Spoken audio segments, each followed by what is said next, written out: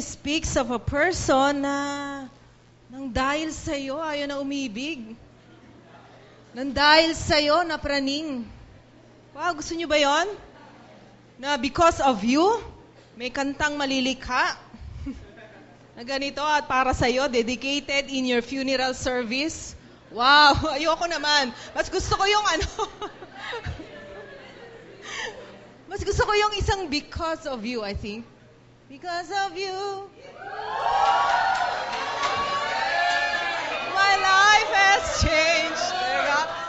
Mas positive yun. Akala ko yun yung kakantahin, hindi pala. Ito pala yung the other side of because of you. Okay. Sorry nadala akong damdami. Pinasasaya ko lang sarili ko kasi nadaramdam ako talaga yung kanta ni Roselle. Anyway, nagtataka kayo ba't ako nakatayo dito? It's because of him. Okay? Pastor Bong is now preaching in another church. Kapitbahay lang natin yung, I think that church na sa amin, The Lord is my shepherd ba yun? The Good Shepherd. Sa may kasi series niya yon di ba? Good Shepherd dyan sa may Susana kasi yung senior pastor ngayon doon, naging estudyante and friend niya at the same time. So, in-invite siya doon. It's good na once in a while, yung pastor natin na i-invite or any one of us na marunong magturo marahil is good, di ba? Pag ang RLCC somehow nakaka-preach sila sa ibang lugar. Lalo na dito sa vicinities natin kasi it builds relationships among the churches. Amen? Amen. Pero alam ko, nandito si Lord Yes? Okay. So, handa na ba kayo makinig? Handa na ba kayo magpabago kay Lord? Amen. Tanong mo katabi mo nga, ready ka na ba? O, sige, let's pray. Panginoon, alam ko po, Lord, marami kaming kailangan na baguhin mo sa aming mga puso, lalo na may kinalaman sa relasyon namin sa isa't isa, and of course, in relationship with you, Panginoon. I know there are some things in our hearts that may not be very obvious sa aming pananaw. Akala namin ox na kami, pero Lord, alam ko po, Panginoon, na narito ka sa aming puso, narito ang banal na Espiritu sa aming kalagitnaan para turuan kami na maging katulad mo, Lord God, sa aming mga relasyon sa isa't isa. So, Lord God, I just pray na you use me by your grace. Katulad ng inawit namin, I stand here by the grace of God, and your people are seated there by the grace of God, Lord God. Thank you in advance sa pagbabagong gagawin mo sa amin ngayong umaga nito. Sa ngalan ni Jesus. Amen. Amen. Okay, so we're continuing our series about prescription. Iniinom nyo na ba yung mga gamot na nire-reseta ni Lord so far? Overdose! Okay lang ma-overdose kahit basta word of God. Okay, so, for those naman na pinapakita na ni Lord, may sakit kayo, tapos nakikinig lang kayo, please don't just be hearers of the word, but be doers of the word. Amen? Okay, so, let me see. Ito ang paborito kong palabas ngayon sa TV. Sino nanonood ng Dog Whisperer? Oh, bakit dogs ba kayo? Hindi. Joke. Hindi, kaya ako nanonood nito, nirecommend sa akin to nila PM kasi syempre may bunso sila. And dahil alam niyo na may mga insidente sa aming bahay na ilang beses na kami tinangkang pagnakawan, bigla namin naisip ni Pastor na maglagay kami ng aso and his name is Budoy. Ang cute-cute ng name, pero hindi siya cute. Masyado, lalo sa ugali niya. And therefore, taking care of a puppy, di ba, ang kulit ng mga tuta. So, therefore, I have to learn again how to raise up a dog. And ito nga pinapanood ko, and I love the show. Nakakatuwa, parang siya, tinuturuan akong maging tunay na tao at the same time mag-lead sa isang dog na pasaway. Okay, nira-rehabilitate ni Cesar Millan mga dogs na pasaway kasi sa totoo lang, ang mga dogs are created by God, or for that matter, we are created by God to rule the earth. So if a dog is pasaway, ikaw may problema. You are not leading the dog. Yan. Sino sa inyo may mga aso? So therefore, the famous line of Cesar Millan, di ba? Pag may pasaway, ano yun? Shh, shh, shh. Hey! Naks English tayo kaya, hoy! Hoy, budoy! Anyway, so, I think, more than just teaching my yung bagong aso namin si Budoy about how to behave as a dog, submissive to his amo like me and us. So I think this show is kind of therapeutic for me. Kasi many years ago, nung maliit pa RSCC, mga small groups na kami, nagkaroon kami webbing out, so may nire-reach out kami mga tao, and to make the long story short, umuwi kami madaling araw na sa bahay nila Brother Mojet noon, okay, wala pa yata si Gina noon, okay, iba pa yung helper nila at that time, I'm not sure, medyo makakalimutin na ako. And madaling araw na siya, siyempre madilim na, and here comes the dog. And his name, Brusco. Kita nyo naman, pangalan pa lang, Brusco. Ba't kaya Budoy pinangalan ko? Baka maging, okay, so, anyway, Brusco ang pangalan. And siguro, he did not recognize me. And I came eye-to-eye contact with him, and that's bad. At itong aso na ito, may history na talaga siya na sobrang aggressive at nangangagat. And I thought, he knew me. So, ito ako, sinundo ko si JD, maliit pa siya, and to make the long story short, kinagat niya ako. Hindi lang isang kagat. 26 tama sa iba't ibang parte ng katawan ko. He was really that brusco and macho. Okay, so, yung kagat itself, I mean, okay lang yan eh. I know naman, hihil yan eh, di ba? Magpa-anti-tetanus ka lang, fine. Magpa-anti-vaccine ka lang ng anti-rabies, fine. Pero ang nangyari kasi, when I had my anti-rabies vaccine, I had an allergic reaction. And the next morning after the vaccine, namaga po ang buong katawan ko. Parang mapa ng Pilipinas. Lahat, from head. Kasi dancer ako noon eh. Okay, from head to foot, namaga po ang mukha ko, ang bigat-bigat, naningkit ang mga mata ko. In other words, as a medical technologist, I know the possibility of an anaphylactic shock.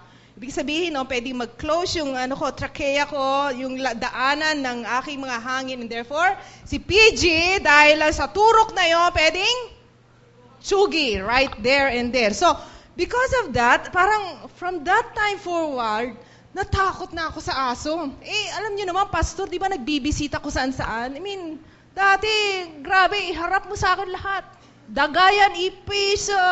Pero this time, sa mga online viewers natin, please forgive me if sometimes I speak that way. So, dahil doon, talagang yung the very creature I used to love, which is dog, I mean, natakot ako, lalo na pag hindi ako yung nag-alaga at lalo na hindi ko alam kung na-vaccine na sila. Sinaisip ko noon, paano yun? Kung nakagat ako ng aso, tapos may rabies yun, di bali-baliwan na tayo dyan hanggang matsugi ako, okay? So, I mean, sobrang takot ako. Kaya from that time on, pag magbibisita ako mga kapatid, tinatanong ko, Suzette, may aso ba sa inyo? And definitely may aso sa kanila. So, may ganun na akong fear. And usually, when we have fears, di ba? Napasobra yung eyeliners. Hindi, pag may takot tayo, di ba? We are motivated to take control of things, situations, and people. Tama ba? Pag natatakot ka, halimbawa sa aso, and then, okay lang yun kung aso, mga bagay, you're trying to control. Of course, a good amount of control and a right amount of control is okay. In fact, God is a God of order. Kung walang control ng gobyerno sa mga sasamang tao, hindi nila ini-implement ang batas. I mean, ang gulo ng isang bansa, di ba? Pero sometimes, when control comes in, the need for control comes in, as far as yung relationship natin sa isa, malaki problema. Kasi minsan dahil sa fear natin, takot natin na unang-una, magkamali yung mga tao sa paligid natin. In fairness, we justify it as just being concerned.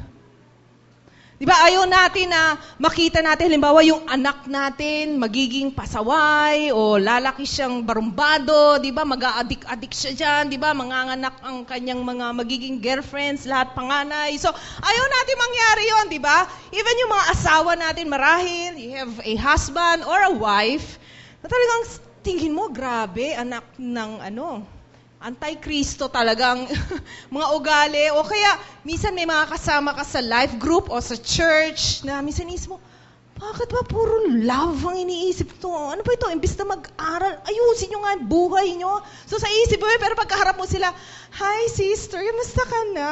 Love you.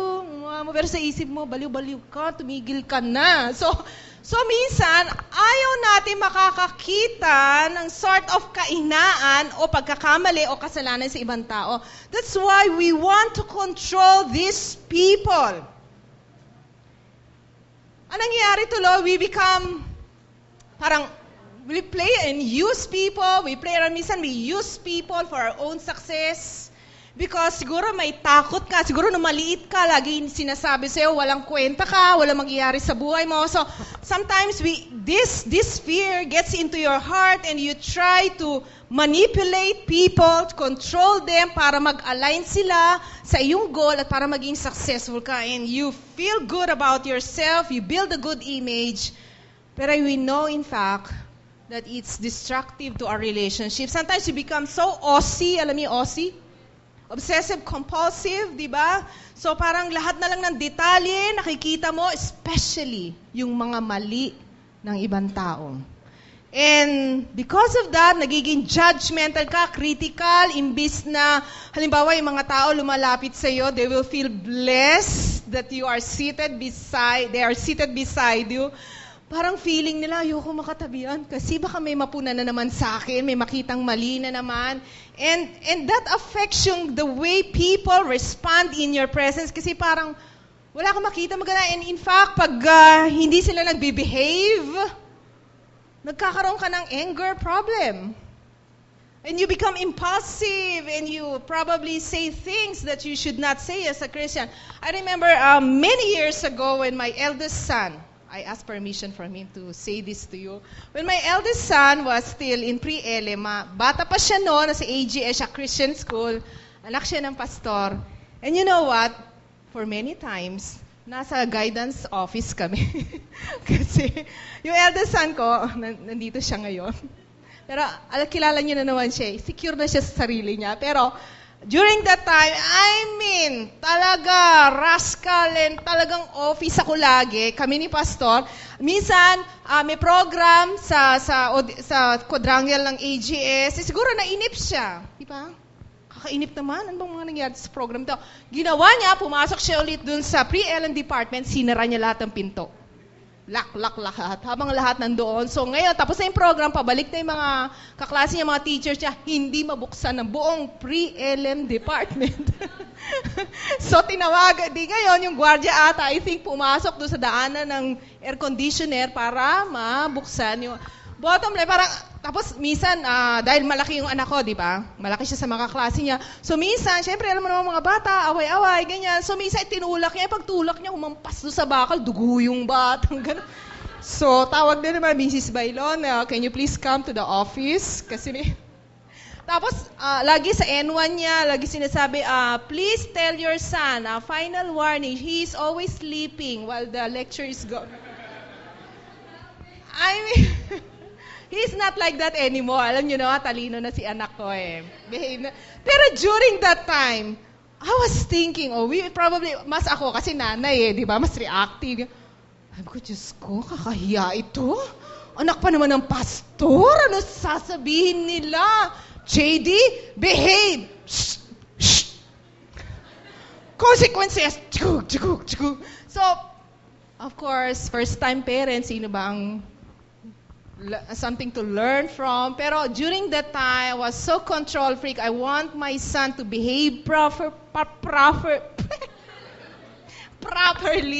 So, therefore, I was trying to control his behavior. And some of you may not be obvious as far as trying to control people. Some of you are more introvert. Siguro iba, mas kita ka agad pag galit sila. Tama? Mga nanay dyan, say amen. Yung ganyan, di ba? Hindi nyo nagkakasan man ng mga ipis, mamatay tayo pag may bakterya. So, minsan, yung iba sa atin, medyo, yung personality, introvert. So, we think that we are not so controlling. Pero at the same time, pag ikaw ay hindi napansin, o feeling mo na-reject ka, o feeling mo pinag-usapan ka, o feeling mo hindi ka tinanggap, or whatever you have felt negatively, sometimes ang response mo is to just go in a corner, mag-imo-imo ka ro, talagang ipapakita mo sa madlang people that you have hurt me. without speaking a word, just by your behavior, by just withdrawing from people. And you think that you are not controlling people? Yes, you are. Because sinasabi mo, hey, pansinin niyo ako, hindi niyo ba alam, nasaktan niyo ako, may kayong tawad sa akin, lumuhod kayo dyan, kainin niyo yung mga ano dyan. And pag ganito tayo mga kapatid, yung feeling ng mga tao sa paligid natin, para silang alipin. Para hawag natin sa leeg. Have you met a person na whenever, siguro nasabi, parang you're walking on what? Eggshells ba yan? Okay. So parang hindi mo na alam kung anong tama at mali. Gets nyo? Kasi these people are so controlling and therefore parang sa presensya nila, parang ayaw mo na lumapit. Kasi alam mo, masasaktan ka na naman. So, people feel enslaved sa mga mag-asawa. Minsan we try. In fairness, we have good intentions, especially kunyari, Christian ka na and then your asawa is not yet a Christian or your mom and your dad. In fairness, you know that they have to be saved and you know that they have to change kasi ganito sila, ganito sila. Of course, you had good intentions, pero you're trying to fix people because you want to control. Ayaw mong masisira yung pamilya mo, ayaw mong masasabi ng mga tao, mga kumari mo, na pasawa yung asawa mo, whatever na ayaw mo mangyari. You're motivated by fear and you're trying to control people and you're called a control freak. And this is what it says. A person whose behavior indicates a powerful need to control people or circumstances in everyday life. Alam nyo, pag nangyayari yan sa inyo lagi, stress ang ending nyo. Para kayong coaching naka-high gear, high octane, high adrenaline, lahat. Gawin na lahat ngayon, solusyonan na. Ngayon din. And it causes a lot of stress. Hindi lang sa mga tao sa paligid mo, hindi lang sa church, mga ka-life groups mo, hindi lang sa ministry team mo, sa pamilya mo, kahit sino mang you're in relationship with, it also causes stress in your own life. Instead of you na malaya ka, may kagalakan ka, may kapayapaan ka sa puso't isipan mo, makakatulog ka ng mahimbing sa gabi, you're always thinking, oh, this person is wrong, or I'm not able to do this perfectly. So, napagiging perfectionist ka, and it causes a lot of stress not just in your life, but in other people's life.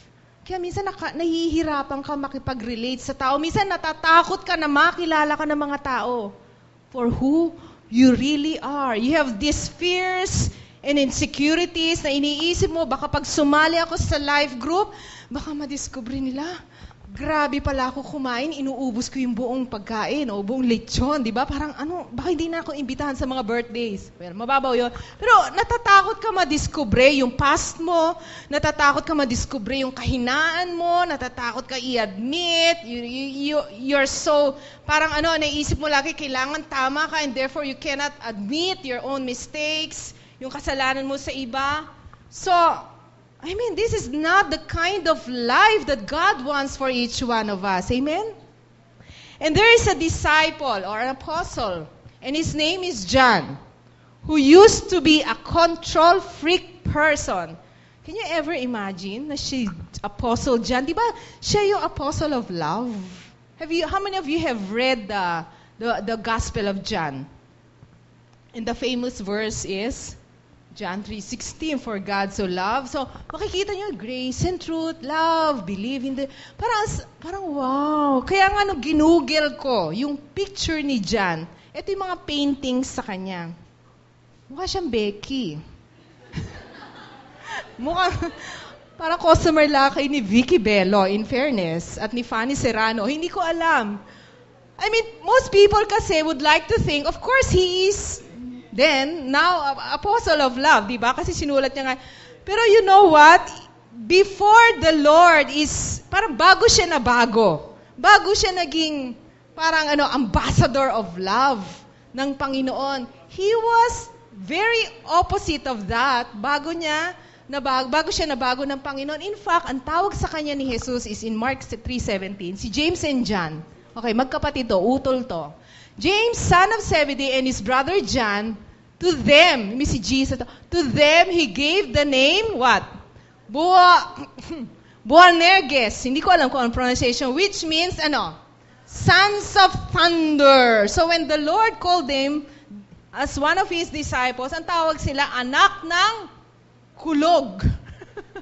In fact, yung word na Boanerges, alam nyo, sons of commotion. In other words, sila'y ma-war freak. Ano ba? Gusto mong away?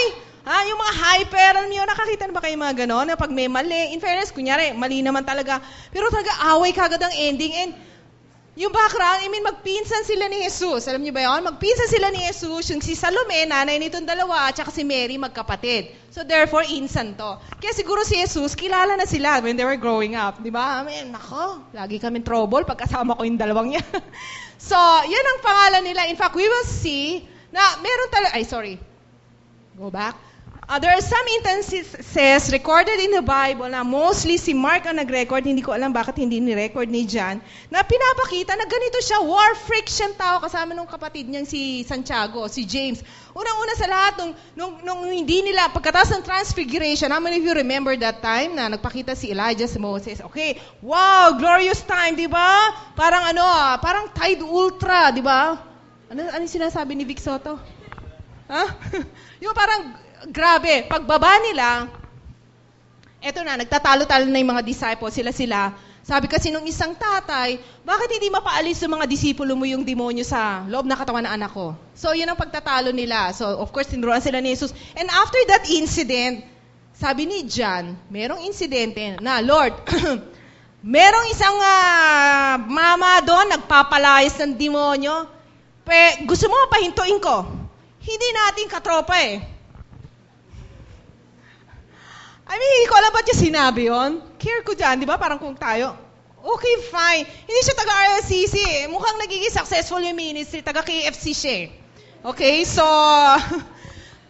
pwede ba? Hinto yan. Kasi successful, gets nyo? Ang isang taong control freak, very insecure, cannot rejoice with the success of others. And this was John. He wanted to stop somebody who's doing the same thing. Sabi ni Lord, kung ginagawa niya yung katulad din sa atin, pahintuin, kasama natin siya. Okay, isa pang insidente. Nung time na, pagkatapos sabihin ni Jesus, di ba, si Jesus madalas sinasabi niya, pinapalao mga disciples, ako ay mahihirapan, paparusahan, mamamatay sa krus, sa ikatlong araw, ako ay mabubuhay na muli. Pagkatapos sinabi yon, sabi ni James and John, siyempre insan di ba? Siguro kaya feeling close, di ba? Parang di ba?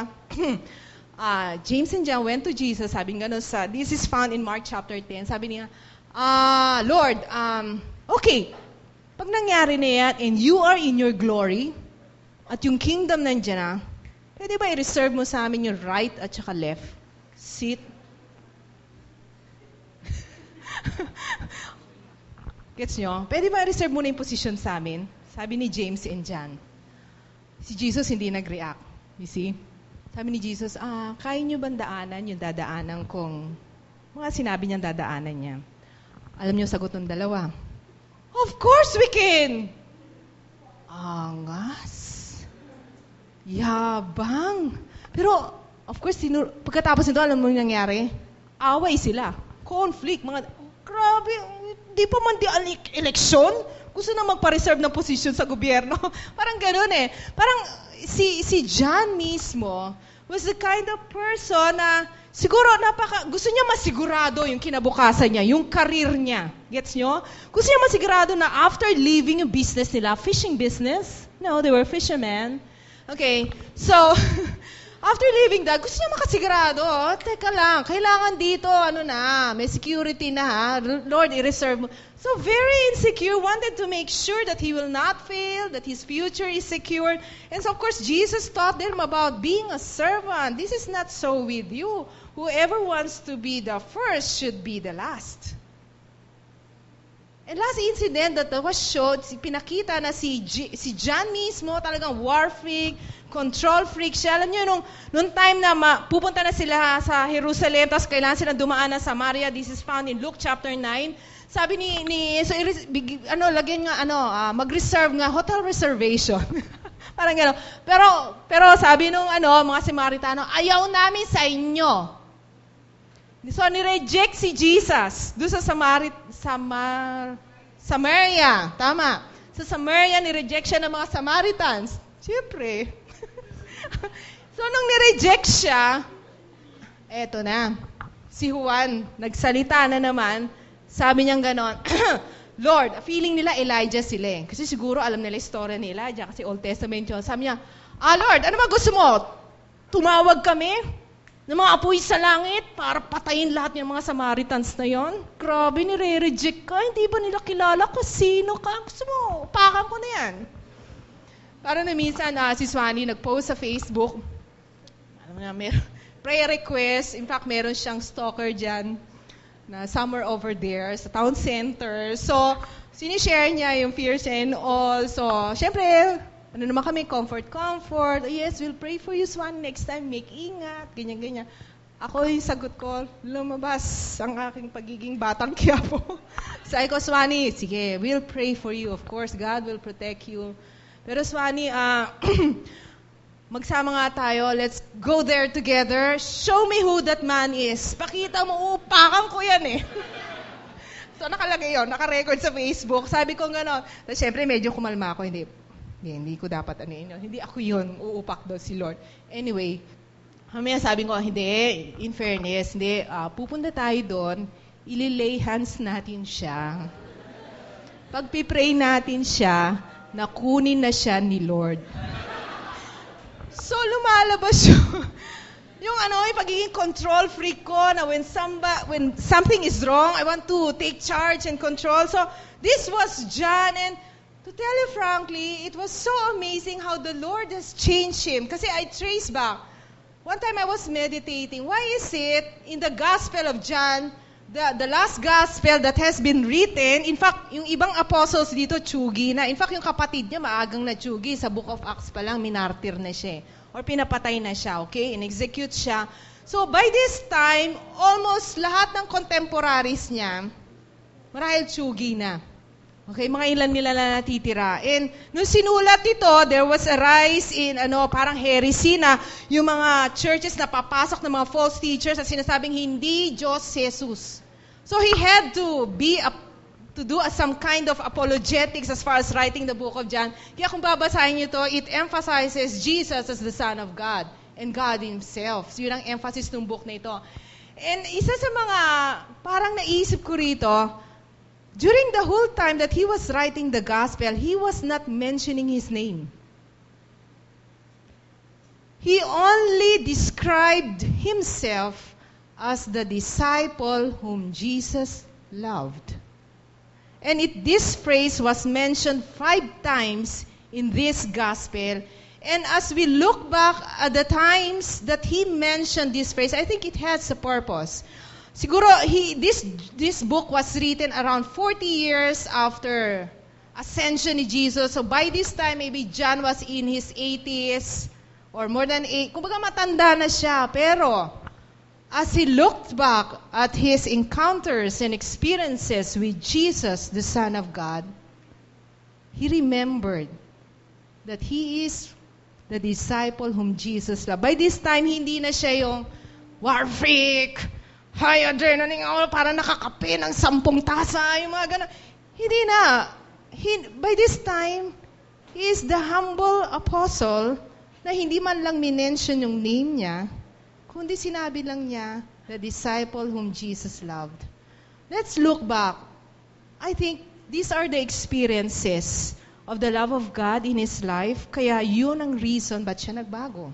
So let's look at that. First, during the Last Supper. You're familiar with all these incidents, pero let me just read this to you. After he had said this, Jesus was troubled in spirit and testified, "Very truly I tell you, one of you is going to betray me." His disciples stared at one another at a loss to know which one of them he meant. Biro nyo, sabihin nyo sa live group yon, ni Pastor Bong, niya, mga ka-live group na, one of you will betray me. Issue yan, di ba? So, ganito na nga reaction nila. One of them, the disciple whom Jesus loved, this is John, was reclining next to him. So talagang mahilig siya dumikit kay Jesus, no? Very affectionate, very intimate sila. Simon Peter motioned to this disciple. Kita niyo yung mga indefinite pronoun na parang this, hindi niya the. Parang makikita mo humili. Sabi ni Peter sa kanya, again, Peter, the reactive one, di ba? Okay? Asked him which one he means. Sino daw yon? Leaning back against Jesus, he asked him, Lord, sino yon? And of course, you know the story. Now, he was referring to Judas.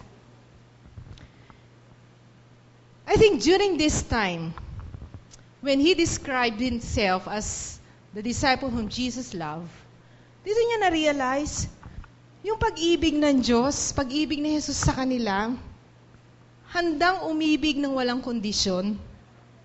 Na kahit alam na ni Jesus at that time that Judas will betray him, even the person who asked kay John, tanungin mo nga, siya mismo nag-betray 3 times, si Peter, hello. And the rest of the disciples left him during the most significant moment of his life. And yet, before the Last Supper, he washed the disciples' feet, taking the very least of all servants in the house during yung kultura nila noon, naguhugas ng pa. Kasi mga paa noon, hindi naman nakamanicure yan at naka-spa. Mga paa noon, puno ng putik at dumi.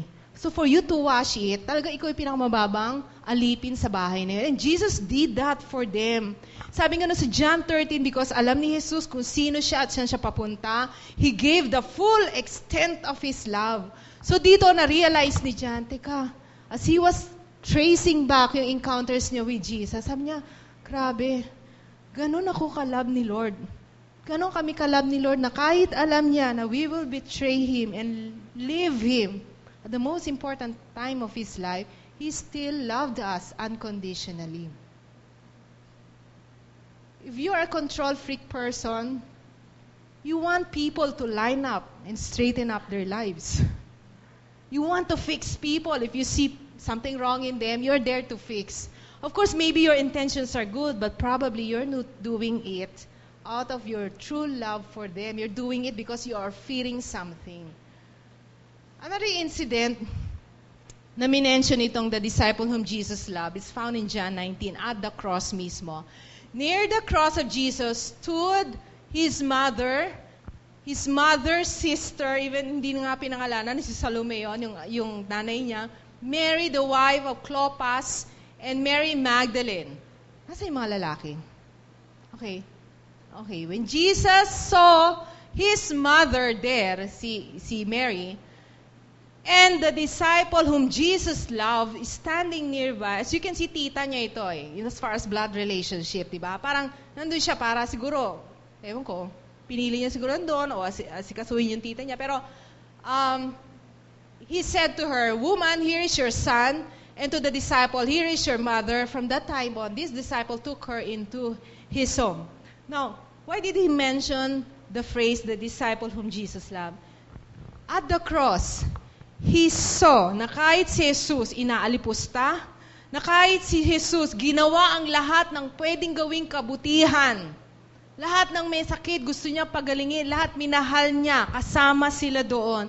Yet at the cross, that was an unforgettable experience as far as John is concerned. In fact, nakapako ka na sa krus, hindi ka na makahinga-hinga, di ba? Dahil ganun yung nangyayari. The most shameful kind of death, or way of death noong time ni Jesus, yun ang pinakakarima-rimarim na paraan ng kamatayan. Talagang nakakahiya yun. Pero during that time, he saw the love of God through Jesus Christ, that He was willing to give His life for the benefit of the world. Because He wants the world to be saved, including His own disciples. Doon niya nakita na, Lord, why am I so trying to control things and people? And here you are. You let go of your control at that point in time as the Son of God. In fact, sa isang salita lang ni Jesus, He can destroy everyone during that time, but He chose to submit to the will of His Father in order to give His life as a ransom for many. So dito niya nakita yung isang halimbawa ng pag-ibig ni Jesus sa kanya at sa kanila. He was willing to let go in order to benefit others. He was willing to just forgive people. Father, forgive them for they do not know what they are doing. And you know the story. Another incident that made him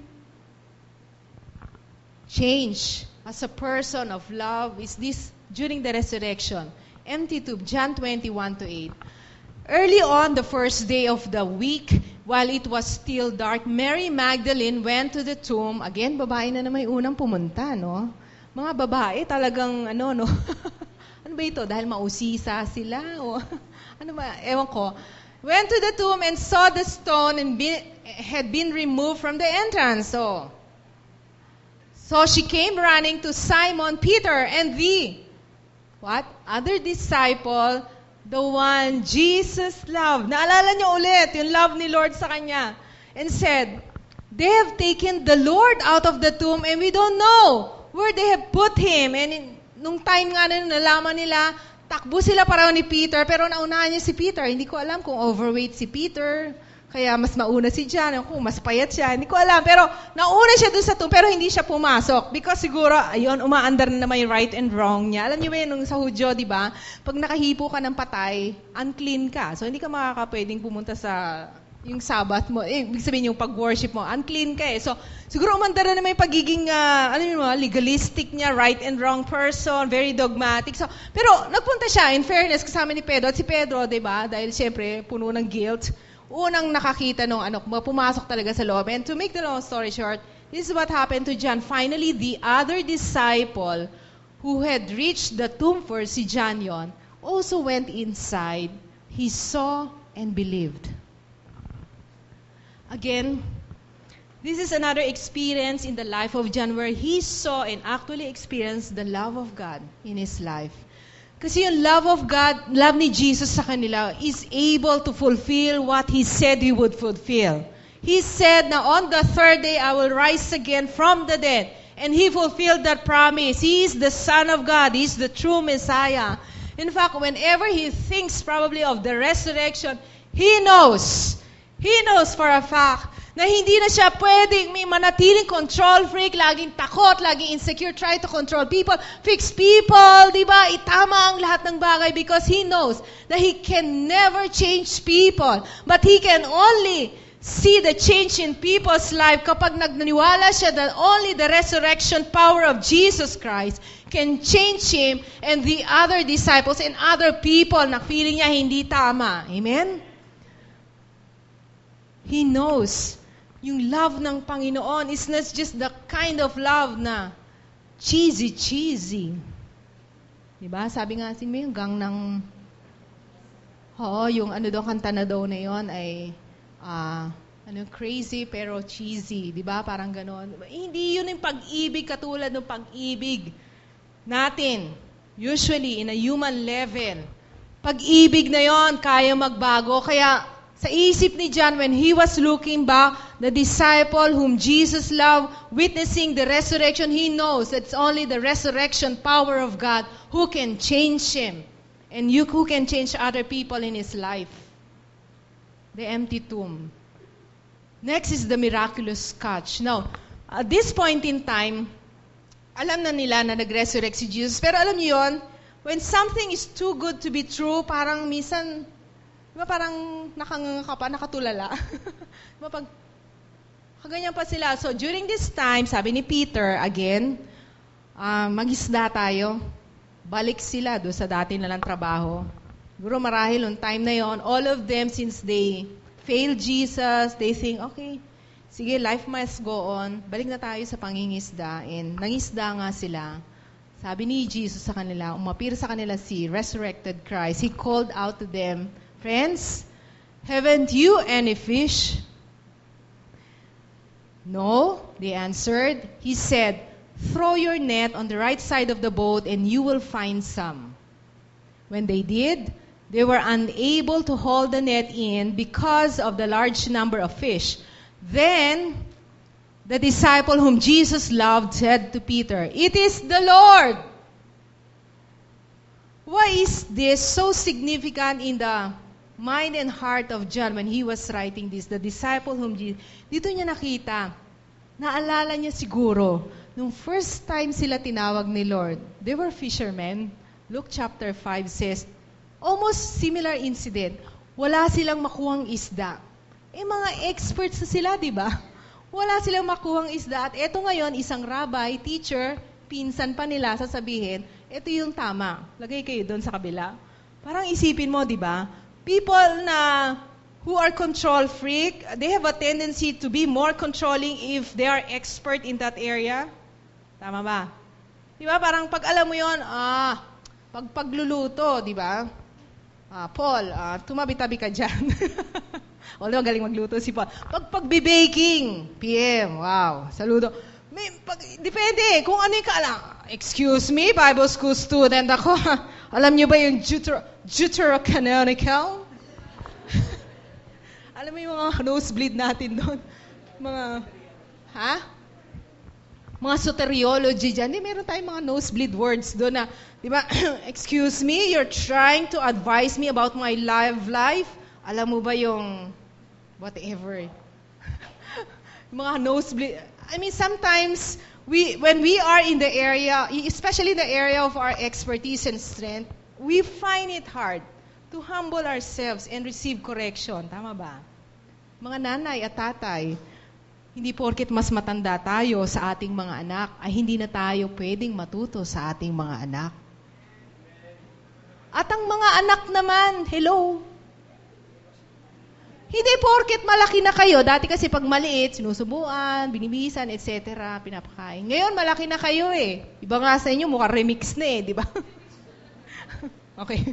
So, mga anak naman, akala natin na porket malaki na kayo, teenagers na kayo, you know everything. You don't know everything. Amen? So don't try to control your parents by playing temper tantrums, by putting down your grades, hindi ka para mapansin kayo, kaya magla-love life kayo, kasi hindi ako minamahal sa bahay. Ayun, kaka-love life.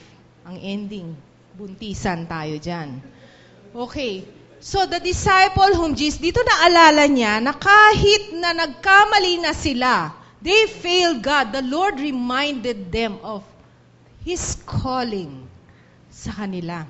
Hindi nag-give up ang Panginoon na pwede pa silang maging apostol ni Jesus the way that they were called in the first place, that they were called fishers of men. So dito na-remind si John na sobrang mahal ako ni Lord. I don't have to control everything. I know yung calling ni Lord mananatili because mahal niya ako kahit na nagkamali ako. Last but not the least, is one of, parang isa sa mga istorya sa mga apostol regarding Peter na talagang very personal yung dating. And I think, sabi ganun dito, you know naman this, si Peter, di ba, betrayed God. This is after the miraculous catch. Magkasunod na incident ito. Nag-breakfast sila, okay, fish fillet and bread, okay. So, yun ang breakfast nila. Pagkatapos noon, nagtapos na kami magkape-kape, kinausap ni Jesus si Simon. Sabi niya, when they had finished eating, Jesus said to Simon Peter, Simon, remember, hindi tinawag ni Jesus si Peter na Peter. He called him Simon, yung original name niya when he was first called. Son of John, do you love me more than this? Meaning referring do sa mga other disciples, mga tao, mga fishing niya. Yes, Lord, he said. You know that I love you. I mean, the usual Peter, di ba? Jesus said, okay, feed my lambs. May ministry. Mag-life group leader ka. Again, Jesus said, Simon, son of John, do you love me? He answered, yes, Lord. You know that I love you. Jesus said, okay, take care of my sheep. Take care mo yung mga community dyan. And the third time, he said, of course, you are wondering, bakit pa ulit-ulit? Let me explain later. Simon, son of John, do you love me? This time, Peter was hurt Because Jesus asked him the third time. Kulit, ano? Parang isipin nyo, parang hindi, may purpose to. Do you love me? He said, Lord, you know all things. You know that I love you. Jesus said, feed my sheep. Maybe in the English translation o kahit sa Tagalog, hindi nyo mapapansin bakit 3 times binanggit. In fact, the original term for this, for the word love, sabi ni Jesus sa kanya, for the first, yung unang 2 beses na sinabi niya, Simon, do you agape me? Sabi ni Simon, yes, Lord, I phileo you. So Jesus was asking him a kind of question na, eto ba yung pag-ibig mo sa akin? The God kind of love, the kind of love that sacrifices, that is unconditional, forever forgiving, etc., etc.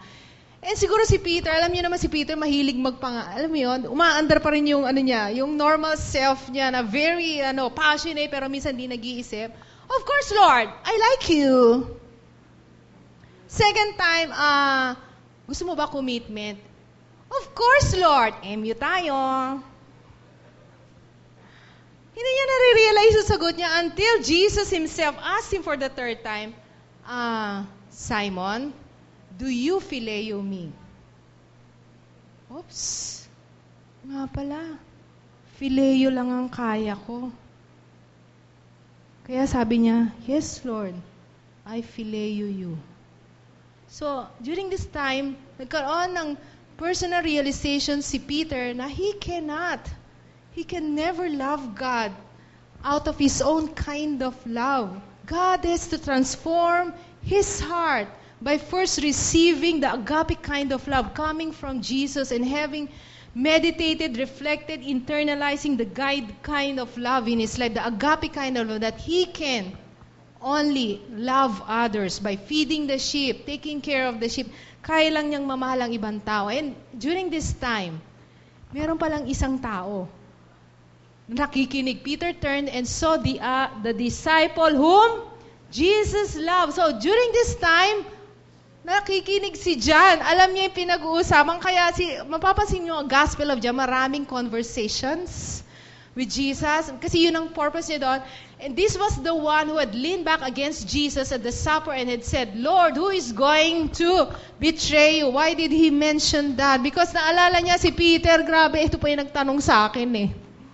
Gets nyo? Natanungin, sino ba yung magbe-betray? Yung pala, I mean, di ba, if you're reminded of people's failures, parang, ano ba yan? Angas mo naman. Parang, magtino ka naman, pero hindi natin nakikita na tayo mismo gusto rin baguhin ng Panginoon. And in fact, after this, sabi ni Peter sa kanya, ano mangyari dito sa disciple na ito? Sabi ni Lord, kung gusto ko siyang mabuhay hanggang dumating ako, what is that to you? So in other words, sinasabi ni Jesus kay Pedro, huwag mong intindihin yung ibang tao. Ang intindihin mo yung pagbabagong ginagawa ko sa iyo at yung pinagagawa ko sa iyo. So all of this being heard by the disciple whom Jesus loved, experienced again the unconditional love of God in his life. Kaya yung mga letters niya, as he was looking back and having written yung 1 John, 2 John, 3 John, noong time na ang churches at that time was being parang move away from the truth. Tapos therefore, nung nawawala na sila sa katotohanan, tinatry niya ibalik hanggang nga sa isinulat niya yung Book of Revelation, Jesus warning the churches, nanlalamig na yung pag-ibig nyo, balik kayo sa katotohanan, balik kayo sa pag-ibig ng Diyos. So itong 1 John 4, sinulat niya ito as a recollection and parang nire-remind niya in church in his old age. I think he died more than 90 or AD 98 siya namatay, no? So matanda na siya nung namatay siya. And ito sinulat niya, there is no fear in love. But perfect love drives out fear. Because fear has to do with punishment. The one who fears is not made perfect in love. Gets nyo? Ibang John na ito. We love because He first loved us. If we say we love God and hate a brother or a sister, ito yung mga natutunan niya. We are liars, for we do not love a fellow believer whom we have seen. We cannot love God whom we have not seen. And He has given us this command. Those who love God must also love one another. So, paano nabago si Juan? This is the message of the Lord for each one of us. We can only give the kind of love that we ourselves have received. So kung yung binibigay mong love sa ibang tao ay yung klase ng pag-ibig lang na pantao lang, yung tipong kung ano lang yung kaya mo. Iba-iba tayo ng background, di ba? Pero marunong naman tayo umibig. Pero minsan, yun lang ang binibigay natin. At minsan kahit Kristiyano ka na, natanggap mo na ang pag-ibig ng Diyos sa buhay mo, minsan nakakalimutan mo ito. You think you can love others out of your own kind of love? No. Impossible. Not just hard work. Imposible. Just like John, he realized that he can only give the kind of love that he himself have received and experienced from Jesus himself, the author and the source of the agape kind of love. Now, yan, kayong narito ngayon. Kung merong mga failures yung mga tao sa paligid nyo, I'm sorry. Hindi nyo kayang tanggapin sila na sa sarili nyo lang abilidad. It's only through the love of God. And let's listen to a special song ngayon before we end and respond to God's word sa atin ngayon.